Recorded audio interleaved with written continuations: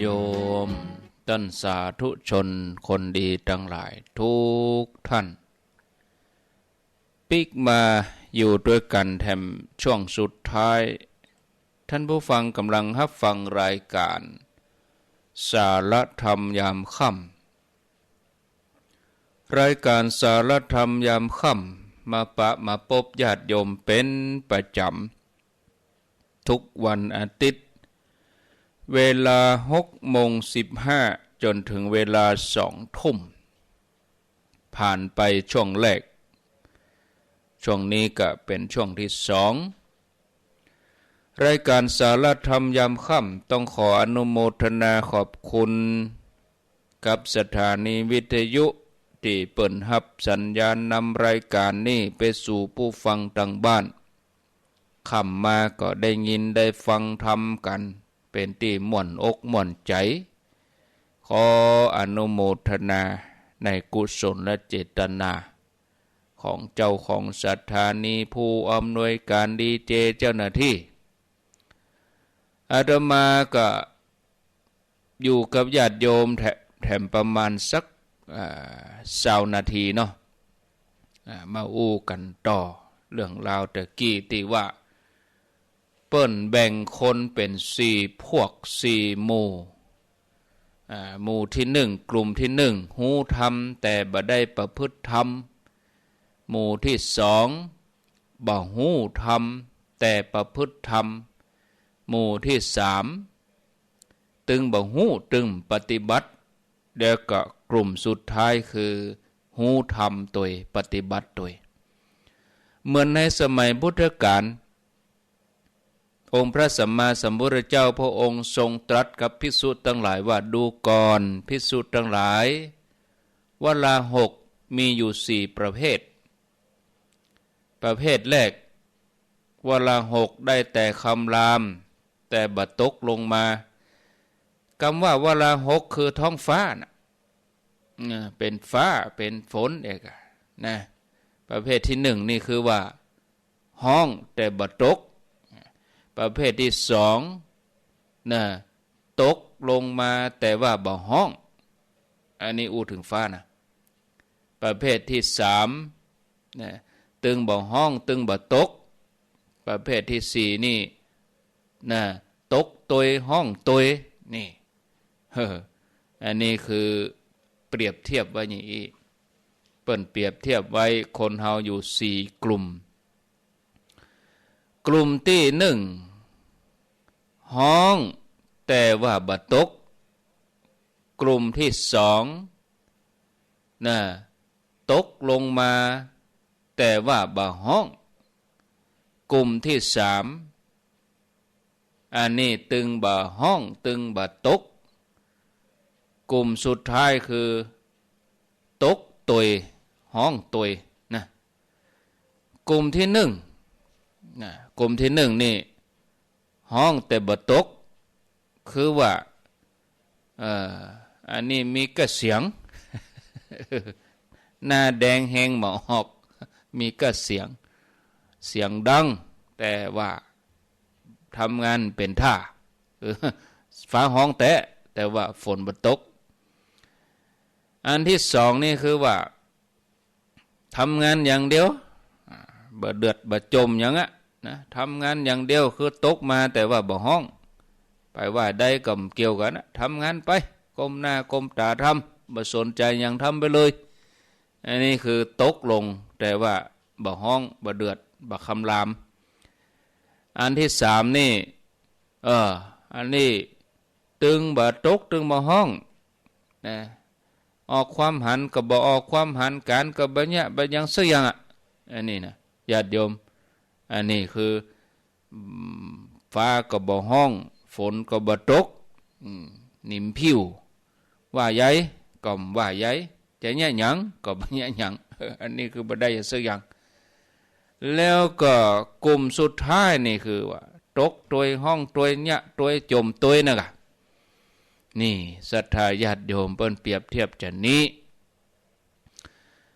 ทีนี้ญาติโยมนะท่านผู้ฟังญาติโยมทั้งหลายเฮาจะหันว่าคนที่ศึกษาธรรมะ แม้เพียงเล็กน้อยแต่ว่าประพฤติธรรมนะมีนักมีประโยชน์นักกว่าคนที่ฟังมานักศึกษามานักแต่ปฏิบัติน้อย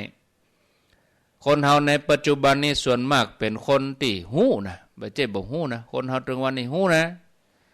หู้ศึกษาหู้แต่ว่าปฏิบัติน้อยส่วนคนที่ประพฤติปฏิบัติธรรมเอาจนถึงหู้แต่ปฏิบัติแต่นี่มันก็ลดลงคนที่มีความเชี่ยวชาญแตกฉานจำหมดบางทีก็หู้ก็บางทีมันก็ล้ำไปนะปฏิบัติไปหู้ไปก็ผิดเพี้ยนไปใหญ่นำคนให้ผิดเพี้ยนไปใหญ่บ่ได้ถูกตามทำนองครองธรรมบ่ได้ตามแนวที่เปิ่นวางไว้บ่ได้เจริญตามที่หอยหิด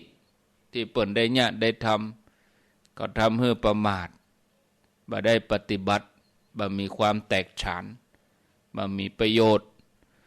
ตรงกันข้ามคนที่เปิ่นประพฤติปฏิบัติธรรมถึงแม้เปิ่นอาจจะศึกษามาน้อยแต่ใจเปิ่นเนี่ยสูงส่งเป็นผู้หู้ผู้ตื่นผู้เบิกบานก็ได้ชื่อว่าเป็นผู้ประมาทนี่ญาติโยมฉะนั้นขอให้เฮาท่านทั้งหลายทุกคนฝึกฝนตัวเองให้เต็มที่ให้เป็นผู้ที่สมบูรณ์ถึงพร้อมตึงปริยัติปฏิบัติแล้วก็ปฏิเวทแล้วก็ทำหน้าที่ในการที่จะร่วมโดยช่วยกันนำพาจิตใจตนเองและจิตใจคนทั้งหลายเนี่ยให้ยกสูงขึ้นไปเหมือนดังสายฝนที่โปรยปลายลงมาแล้วก็สร้างความชุ่มฉ่ำให้แก่บรรดาต้นไม้ใบหญ้าอย่างหน้าฝนนี่เขาพอไปทางใดมันม่วนตาไปทางใดก็จุ่มเย็นเนี่ยเนาะอย่าเดี๋ยวมันม่วนอกม่วนใจนะบอกบ่ถูกเวลาฝนตกลงมานี่ถ้ามันแรงมันก็บ่ม่วนนะญาติโยมเนาะเอาละเนอะเอาตัวอีกก่อนพอสมควรแก่เวลามาก็จะได้ชั่วโมงละบวกร่วมกันนี่ตั้งแต่6 โมงมา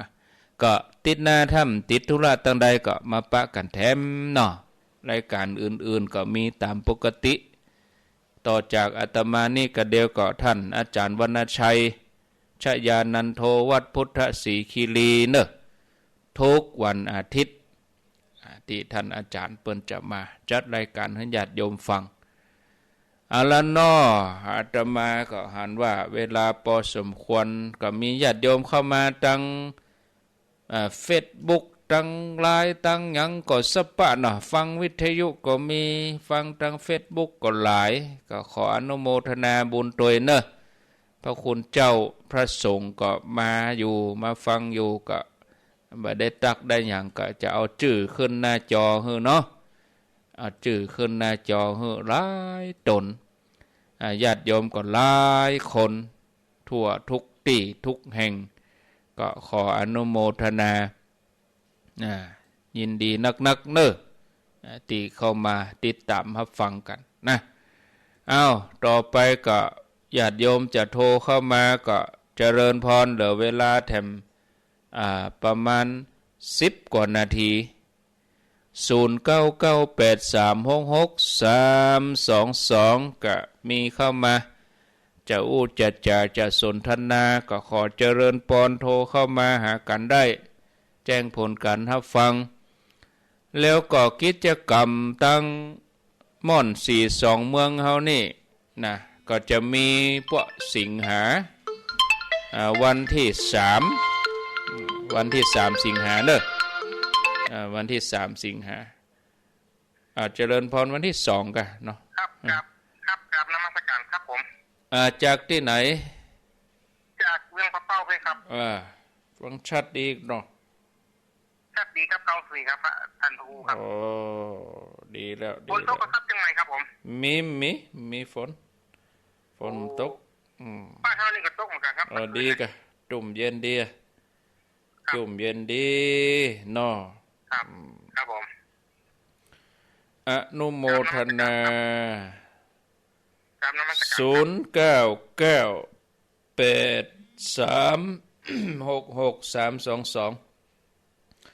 0998366322มีก็เข้ามาจะอู้จะจาสนทนาก็ขอเจริญปอนโทรเข้ามาหากันแจ้งผลการรับฟังได้จะเริญพรติดแล้ว กับภาษาพระอาจารย์เจ้า แม่นไรกะ วันนี้ไปกันสีสุพรรณโอ้คนเจ็บเป็น2,000ค่ะ หม่นเนาะวันที่10นี่ เฮ้ เฮ้ นี่นักบอบเจ้า วันที่10กรกฎานี่เฮ้ถึง3,000นะ ถ้าถึง3,000อยู่ถ้าอาจารย์มา ให้ นะ คนจะนักขึ้นเนาะ แต่ที่อาจารย์ปั้นอยู่ ก็เดี๋ยวเอาจะเอาครัวไปแจกตัวนี่ เจ้าเอาวิทยุ แจกของแจกรถทีบอ่ะแจกขนมตู้สปะสเป น่า ด กันน่ากันดีกะ เอาสาธุเลยเนอะแบบโอ้ถึงวันจันทร์ตลอดไปถึงเนาะ บุญต่อบุญบุญต่อบุญไปไผสะดวกไปก็ไปเนอะเปิ้นมีกิจกรรมตลอดโดยเฉพาะวันที่24กรกฎานี่ที่วัดสันมะเข็ดแล้วก็ก่อนจะถึง24นี่ก็ไปวันที่10นี่ก่อนวัดโป่งเทวีวันนี้วัดศรีสุพรรณวันที่10นี่โป่งเทวี24ก็วัดสันมะเข็ด8สิงหาพุ่นก็ที่วัดห่างตำ15สิงหาวัดป่าแงะ30สิงหาสันต้นเปา7กันยาหนองบัวสุดท้ายก็หนองยาวนี่13กันยาเจริญพร จ้าเจ้า โทษจากไหนยาย จำเขตเจ้ามา อ๋อแม่ติ๊บกะ เจ้า โอ้จะได้ปะกันเนอะวันที่24 เจ้า กรกฎาปะกันที่วัดสันมะเข็ดเนาะ เกียมตัวเนอะ เวลาบ่ายโมงเอาครัวเอาอย่างไปใส่บาตรตัวอาตมาก็อย่าไปเอาบาตรไปกุมบาตรข้าวสารอาหารแห้งเนาะจะไปเอาวัตถุดิบจะไปเอาของที่ยังของกินนั้นที่มันจะบูดจะเน่าเนี่ยมันใส่เขาใส่มาม่ากะปลากระป๋องกะข้าวสารกะอีน่ะจะเอาไปแจกต่อคนผู้สูงอายุกะคนป่วยกะอีน่ะหน่วยงานที่เปิ่นเป็นจิตอาสากู้ภัยผ่องยังผ่องเอกะเนาะโมทนาเนอแม่อุ้ยติ๊บแม่อุ้ยติ๊บมีใจฟังที่94แม่ขัดจานขอบคุณแม่นงด้วยฮะแม่แสงล่าวังเจริญวังเหนือพุ่นน่ะเจ้าตั้งแม่สอนแรงเจ้า โอ้ได้ยินทีก็ได้ยิน7 ที ตั้งฝนตกน้อย ฝนตกน้อยตั้งวังเหนือจะมาห่วมก็ได้นะเปิ้นก็ปิดกันนะงานเปิ้นฟังธรรมกันเฮาก็จะไปห่วมเปิ้นก็บ่ใช่เฉพาะเวียงปะเป้านะหมู่วังเหนือก็มาได้ถ้าสะดวกมาเด้อเจ้าซ้อมหมู่กันซ้อมหมู่เหียกลางวาษาพุ่นเฮาก็วัดเฮาก่อนเข้าวาษานี่ก็มาอีแน่โชคดีเด้อวังเจริญจะเริญพร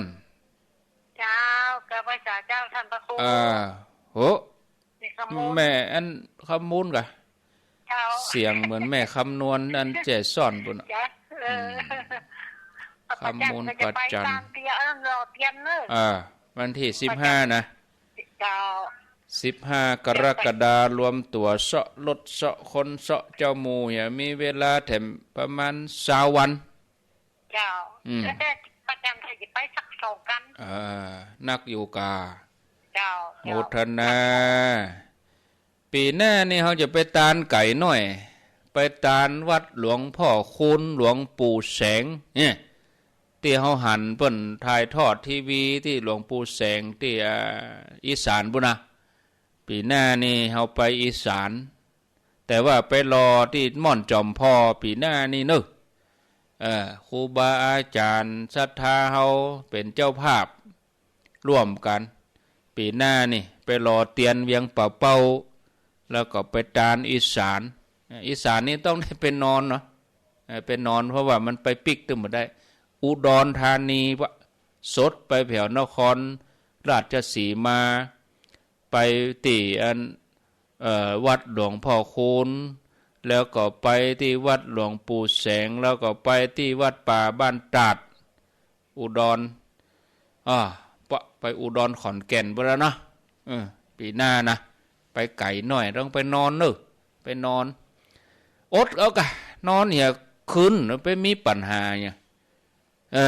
นอนเหี่ยคืนก็เหมือนคนบางทีไปต่างประเทศเป็น 2-3 วันบุ่นไป 2-3 วันไปต่างประเทศมีเข้ามา0998366322อันนั้นก็เป็นเรื่องของปีหน้าแต่ที่แน่ๆก็เอาปีนี้ก่อน ปีนี้นี่วันที่15เน้อไปรอเตียนกันที่ลำปางที่อันเมืองปานที่วัดตุ่งโป่งเมืองปานเน้อปีนี้นะวันที่15กรกฎาคม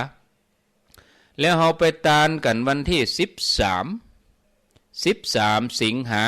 ก็ประมาณแห่มเดือนนี่นะ13สิงหานี่เราไปตานกันที่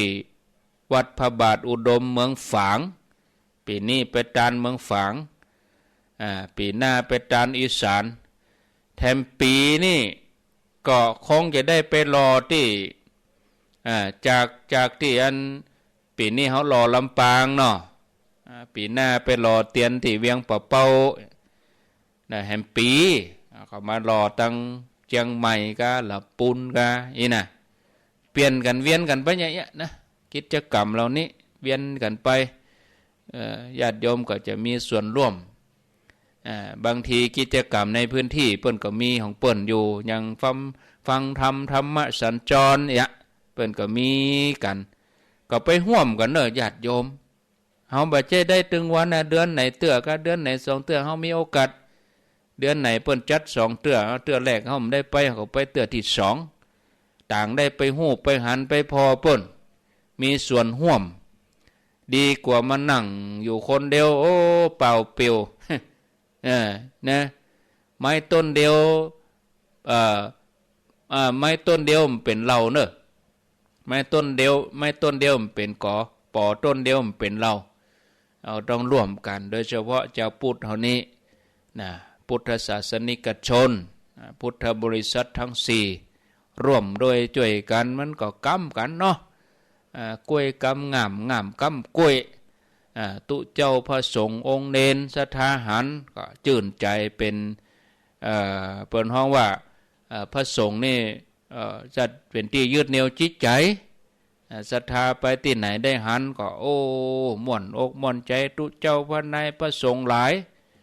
ครูบาอาจารย์ไปศรัทธาญาติโยมก็ไปพระสงฆ์เปิ้นหันศรัทธาเปิ้นก็มีกำลังใจศรัทธาได้หันตุเจ้าศรัทธาก็มีกำลังใจกำกันไปอย่างนี้เป็นกิจกรรมดีๆก็ไปร่วมกันเนาะญาติโยมทุกพื้นที่ทุกที่ทุกแห่งไปร่วมกันเนาะขออนุโมทนาบุญตัวเนอะเอามีก็เข้ามาแถมถ้ามีก็กันเดียวจะได้ลาละ0998366322ที่เปิ้นเข้ามาทางเฟซนี่ก็มีหลายเหมือนกันนะนี่โอ้อนุโมทนาเปิ้นตักเปิ้นอู้ใช้ประการก็มีเนี่ยใช้ประการตั้งเมืองฝางตั้งเวียงป่าเป้าตั้งลำปางอีเนาะก็ขออนุโมทนาบุญตัวเนอฮืออยู่ดีมีสุขก็วันพรุ่งมาเจ้าอาตมาก็จะมาปะญาติโยมแถมวันพุธวันจันทร์ก็จะอยู่ด้วยกัน1 ชั่วโมงก็คือตี 5 ถึง 6 โมงวันพุธนี้ตี 3 ถึงตีห้าก็เป็นท่านมหาสมชาติวันพุธวันจันทร์เนาะส่วนตมาภาพก็มาปะญาติโยม5 โมงตีห้าถึงเวลา6 โมงทุกวันจันทร์วันพุธแล้วก็วันพัดรายการต่อไปนี้ก็เป็นรายการของท่านพระอาจารย์วรรณชัยชยานันโทเนอะตมาขอลาศรัทธาไปก่อนเนอะขอลาศรัทธาไปก่อนญาติโยมท่านทั้งหลายก็งานที่จะเกิดขึ้นก็แต่ละเดือนเปิ้นก็มีห่วงเวลาของเปิ้นที่สำคัญที่เขาจะไปร่วมกันห่างเหินกันไปปีไหนเขาก็ไปร่วมเหตุเตื้อหนึ่งงานสักการะไหว้สาพระศรีสองเมืองใกล้เข้ามานี่ก็วันที่2นะญาติโยมเนอะพระศรีสองเมืองวันแหมค่ำวันที่2 สิงหาคมนะก็ขอเจริญพรเจิญศรัทธาญาติโยมทุกคนทุกท่านห่วงเวลาแต่ละงานแต่ละเวลาเปิ้นก็มีกิจกรรมต่างๆที่ใกล้เข้ามานี่วันนี้ผ่านไปละวันที่25ที่วัดศรีสุพรรณนี่ก็ขอในนามครูบาอาจารย์ในนามพระจัดรายการผู้จัดงานก็ขอบคุณญาติโยมโดยที่ไปร่วมกันที่วัดศรีสุพรรณวันนี้หลายผู้หลายท่านมากหน้าหลายตาไปใส่บาตรไปทำบุญไปฟังเทศน์ฟังธรรมไปร่วมกิจกรรมญาติโยมไปนักไปหลายก็ม่วนอกม่วนใจเป็นที่ชื่นใจเดือนหน้าแห่มกรรมกับวันที่10 กรกฎาคมก็เป็นวันศีลนะเป็นวันจันทร์วันศีลเดือน10 แห่ม8 ค่ำก็ที่วัดโป่งเทวีจากนั้นไปแถมกรรมก็วันที่แห่มกรรมก็ที่วัดสันมะเข็ดเนาะก็ขอเจริญพรเจิญจวนเนอะวัดสันมะเข็ดนี่ก็ครูบาอาจารย์ก็จะไปนักไปหลายอยู่วันที่24เนอะ24 กรกฎาคมที่วัดสันมะเข็ดตำบลเวียงกะหลงอำเภอเวียงป่าเป้าจังหวัดเชียงรายพี่น้องดังบางเหนือก็มาได้อย่างที่ว่านะมาได้จำกัดว่าเปิ้นเป็นกิจกรรมของดังเวียงป่าเป้าผู้โลกไปได้หมดเนี่ยเขาจะมาก็ได้เลือกเอามาวันใดสะดวกมาวันใดก็ได้มาร่วมกันเขาได้ไปฮู้จักกันมันสมม่วนกะฮู้จักกันไปนั่นบ้านนี้ยิ้มแย้มแจ่มใสเนาะพอเวลาแล้วก็ลาไปก่อนเน้อญาติโยมก่อยมาปะกันแถมใหม่โอกาสหน้าปุ่นสำหรับรายการแม่แรงนี่กับปุ่นเน้อติดหน้าปุ่นนะวันอาทิตย์หน้าปะลาศรัทธาไปก่อนอายุวันโนสุขังปะลัง